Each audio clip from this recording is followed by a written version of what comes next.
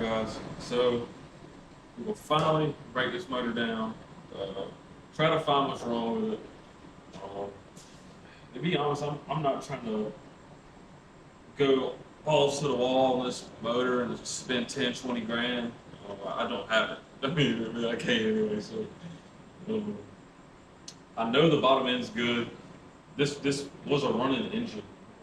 So I bought this Suburban. It had a busted rear end. It was visually seen that the rear end was busted. So I trusted that the rest of the motor or the truck was good. And once I got it back, I noticed it had a really bad skip. Was gonna fix the Suburban and try to flip it. It just didn't pan out that way. So I actually ended up. I think I sold the transmission off of it. It was a 4-drive transmission. I sold that. I knew the motor was bad, so I didn't want to pass it off on anyone. So I ended up just keeping it. And now I finally got something I can use it for. So, like I said, I had a skip. I said in my other video, but in case you didn't see it, I'll just say it again. I noticed, I chased the skip, replaced some plug wires, moved some stuff around. Like, I know this is not the throttle body that was on it. It had a brand new throttle body. One of these fuel rails is new. It's actually this one. This is the new fuel rail. So once I got looking at it, I realized that the guy probably knew it had a skip, and he pulled up in like a newer truck. So I'm thinking that they were probably throwing a parts cannon at it, couldn't get it fixed, and he didn't want to spend crazy money on it. Just sold it off, got a new truck, whatever. So today I'm going to start stripping this thing down. I don't want to pull the heads, but if I have to, I will. We're gonna get a lot of these accessories off. I'm not going to use them, or a lot of stuff that I'm not going to use. Because, like I said, this is going in my truck. It's going to be a race truck, so. And of course, I'm not going to get the air conditioner and just little shit like that.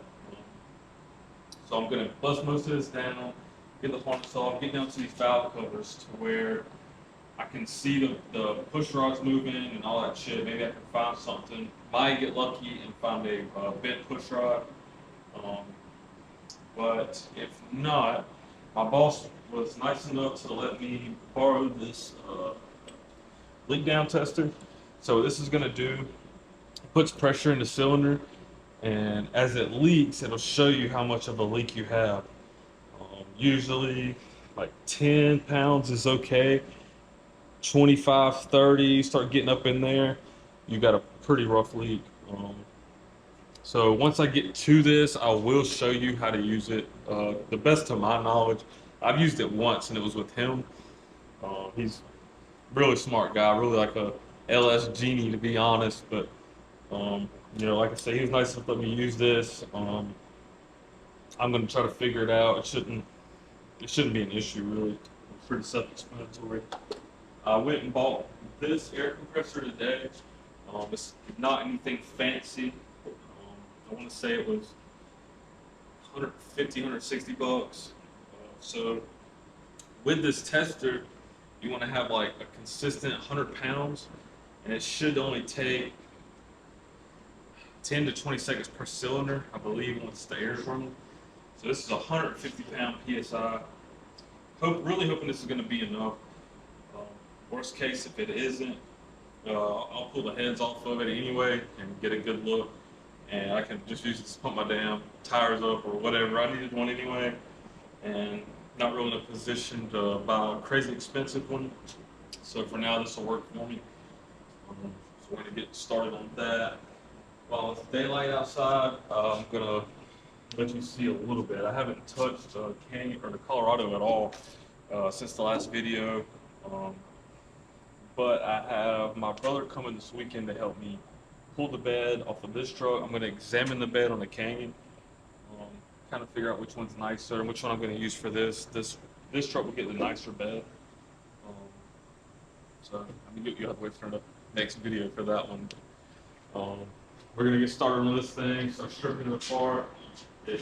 I didn't drain the oil out of this thing. I mean, nothing. It literally just got snatched out, thrown on a pallet, and We went and got it a couple of videos ago, pretty much exactly how I left it well over a year ago. If you look right here, it's got dirt dauber nest in it. So I mean, it's really been sitting. I mean, it was under my shed, so I don't think it's got any water in or anything like that. So I mean, it's gonna be a process, but we're gonna start getting this thing pulled apart, and hopefully I can use that leak down. I'll show you that. If not, we'll get the heads off. I'll show you what I find. So we're gonna get a start on this thing. Hopefully it don't need too much, but you know that's kind of how it goes. Usually it does. So we'll see. We're gonna get started on this thing and let you know what we found.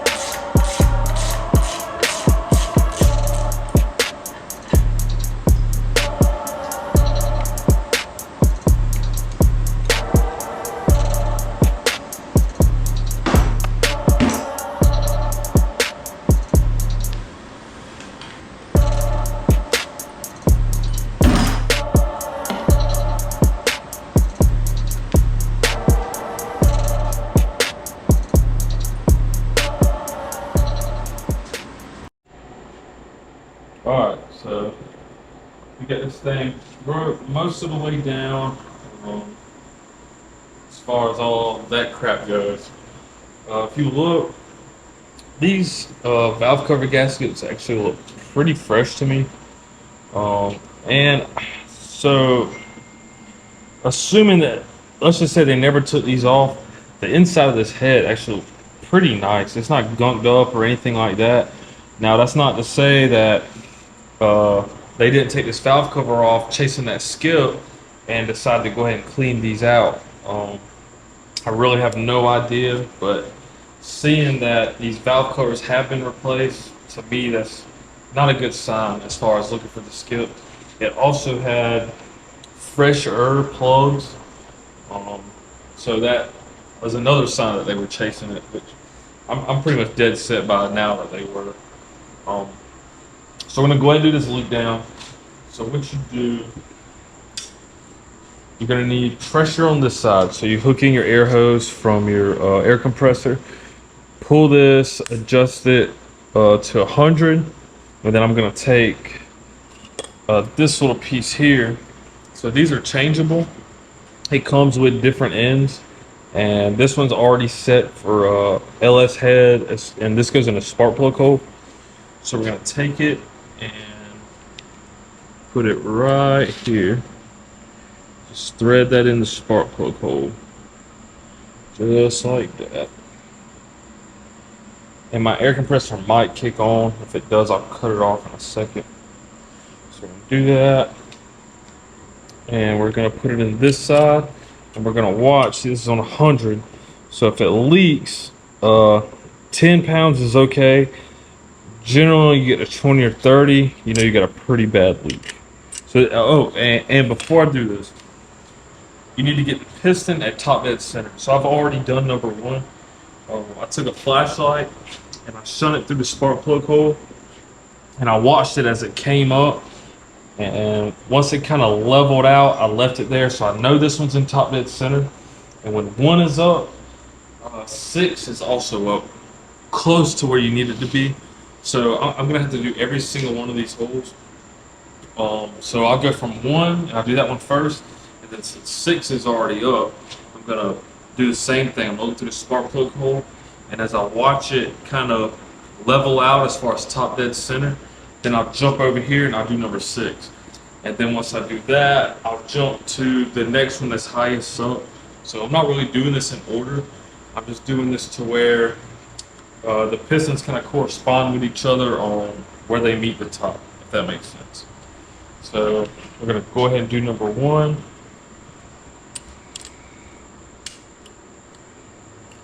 Oh, come on, buddy.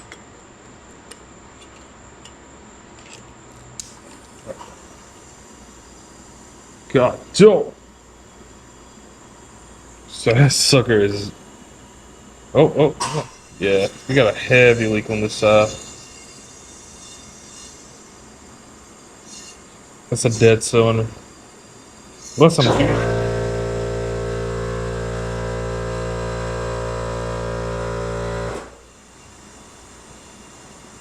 I'm doing this wrong, which is very possible. I do not know why it should have leaked that far bad unless the cylinder just completely gone. Yeah, that sounds terrible.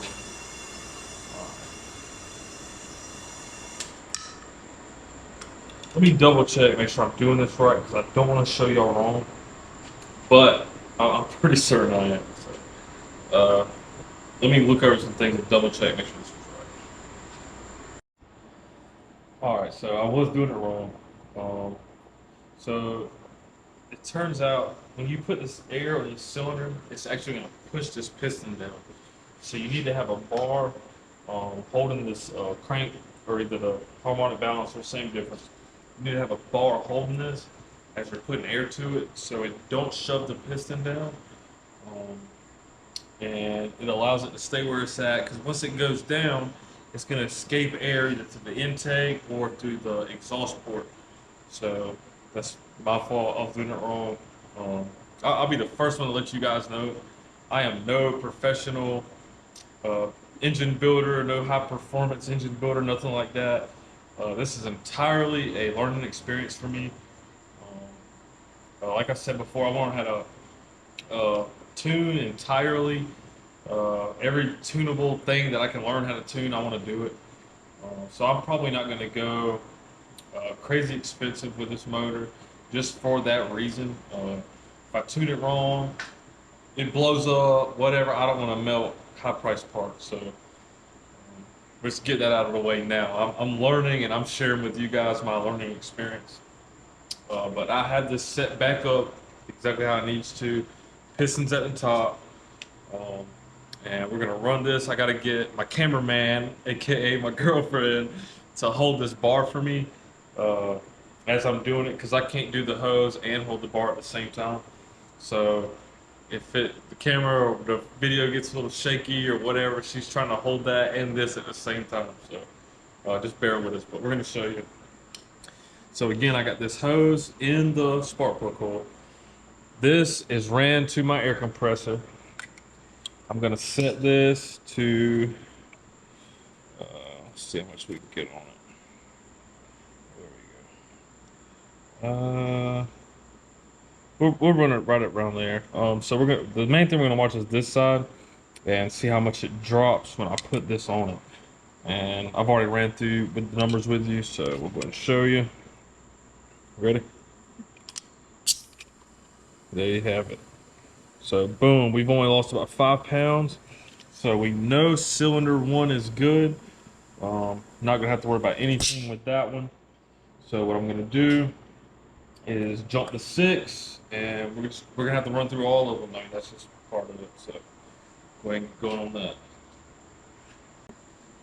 So same thing, I'm gonna take this hose. Put it there. I'm gonna check 6.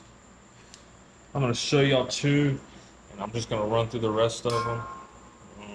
And once I find a bad one, I'll show y'all that one. But I'm not gonna bore you showing you all 8 holes.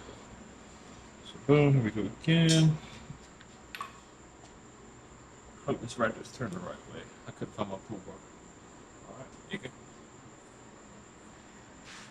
So you're gonna have to hold this one up. Mm-hmm. Go.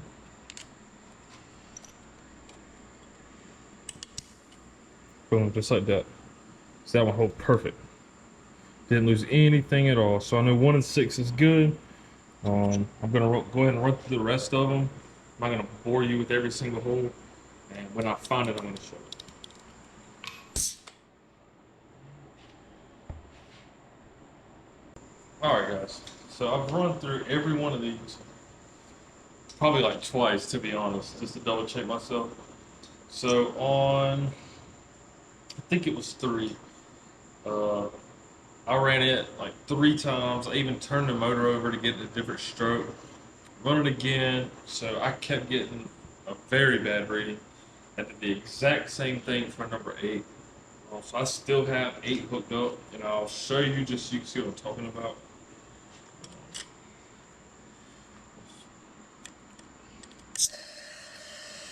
So that's a dead hole. That ain't nothing, no pressure. So I really don't find it likely that 2 different holes is bad, but it is definitely possible.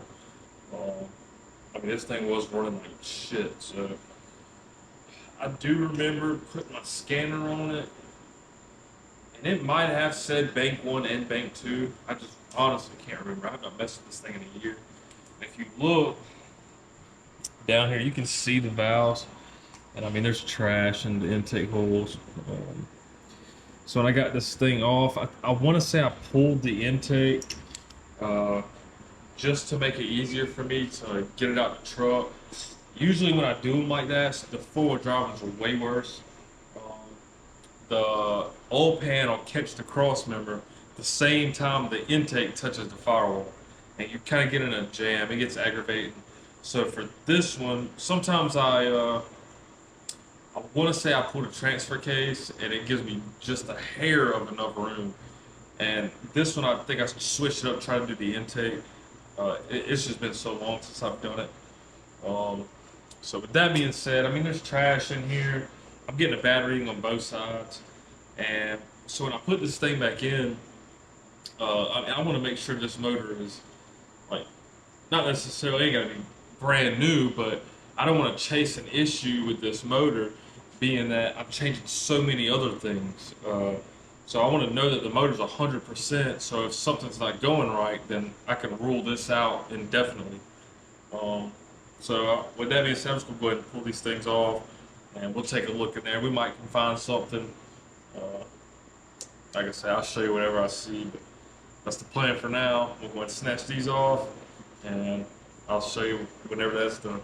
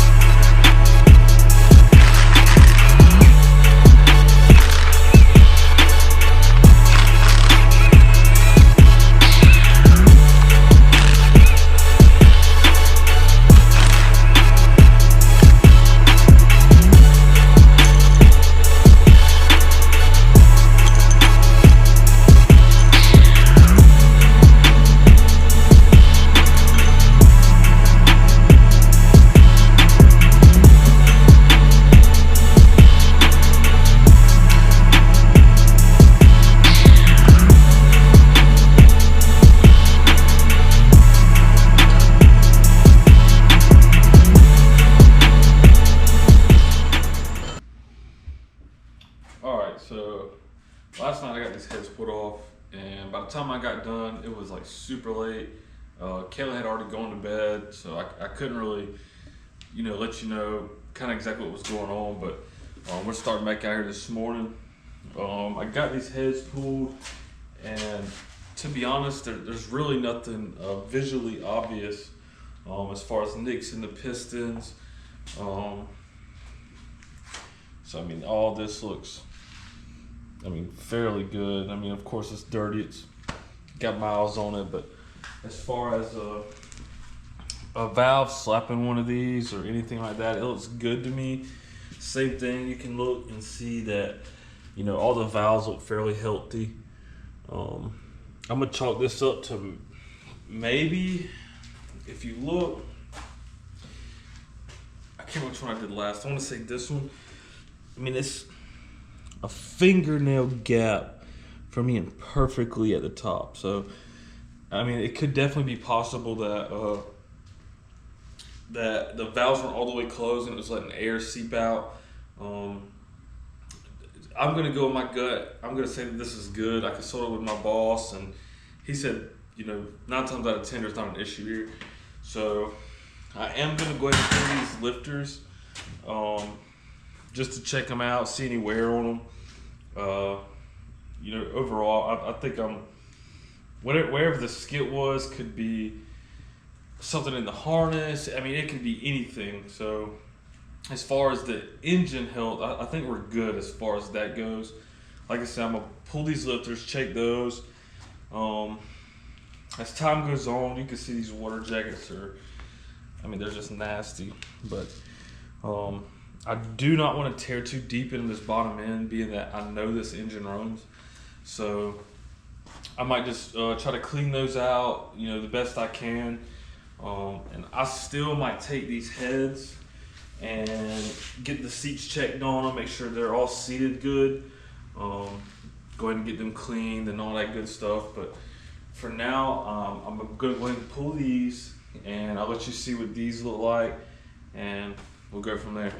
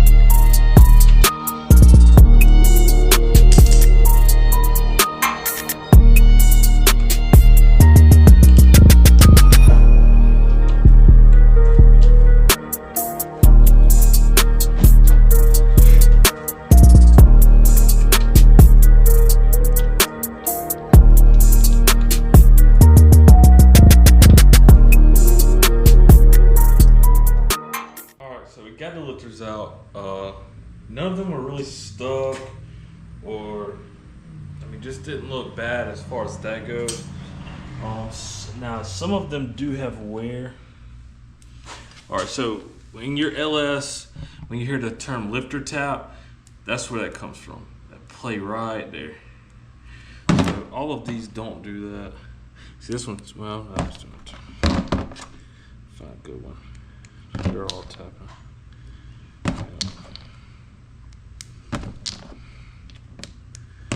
Some worse than others, actually.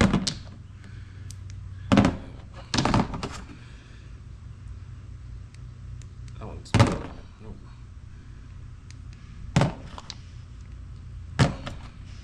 So every one of them's got just a little. And to my knowledge, that's where your litter tap comes from. I'm pretty sure that all of these should be tight on that roller. I do not think that they should have that little bit of play. I could be wrong entirely. Like I said, I'm not a professional engine builder. And then another thing, I've seen it on one of these. It's just so many to go through. Oh, right here. So that right there is also wear. So you want it to be entirely smooth silver like that, but then when you get to that, that's some wear on it also. So I'm pretty confident in this engine being healthy. As far as the skip goes, we may go ahead and get some new lifters for it. Like I said, I'm not trying to spend a ton of money on this engine. So I'd rather spend that money on like a nice EFI, maybe like a Holley Terminator ordeal, you know, like a good transmission, stuff like that. I've seen another guy build an entire LS off of Timo, and he put it in the S10. So, and to be honest, I really only seen one video, and I seen that he did the lifters, and he was talking about how that they were holding up pretty well. So for me, wanting to learn how to tune and, you know, being new to most of this, it's smarter for me to go something closer to that route versus dropping a shit ton of money in this motor and then screw up a tune and then blow a damn hole in a piston or something like that, something I've spent a lot of money on. So we're likely to go that route and extent. I'm not entirely sure as far as what I'm gonna do for cam and, you know, anything further than what I have done now. So we're pretty much gonna just leave this beat for now and kind of jump to the next thing, and we'll come back to this. We still got a lot of shit to do. So for now, that this is gonna do it. This is, you know, the breakdown of the engine or whatever. And whenever I figure out what I'm gonna do and, you know, carry on with this, of course I'll show it, share my experience. I'm just a DIY, you know, figuring this shit out on my own with little to no experience. Everything I'm doing, I'm pretty much teaching myself. So that's gonna do it for this one. We'll catch you guys in the next one.